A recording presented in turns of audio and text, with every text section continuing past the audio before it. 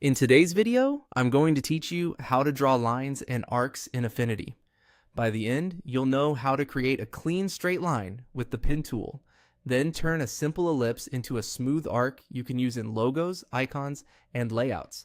Start by choosing the pen tool from the toolbar. We're making a straightforward line, so keep it simple. Click once to set your starting point, then click again to set the end point. That's it, a straight segment between 2 points. If you want the line perfectly horizontal, vertical, or constrained to 45 degrees, hold Shift while you click the second point. If your stroke looks too thin, take a moment to adjust the stroke width and color in the context toolbar so you can see your line clearly. When you're done placing the second point, press Escape or Return to finish that path. Next, switch to the Ellipse Shape tool. Click and drag on the canvas to draw your ellipse. If you need a perfect circle, hold Shift as you drag. Otherwise, draw any oval that fits your design. For clarity, set the ellipse to have no fill and a visible stroke so its outline is easy to see. This will make the next step much more intuitive. Now, right-click directly on the ellipse. This opens a quick context menu with powerful options for editing shapes beyond their default geometry. You'll use this menu to prepare the ellipse for precision editing. Choose Convert to Curves.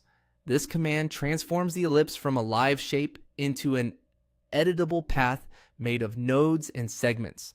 Converting to curves gives you full control over the outline, which is exactly what we need to carve out a clean arc.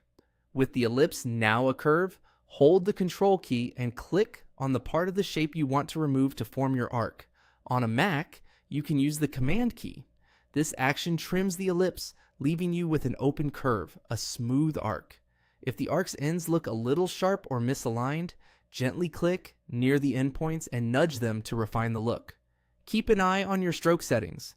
A rounded cap on the stroke can make the arc's ends look more polished without changing the geometry. That's all there is to it.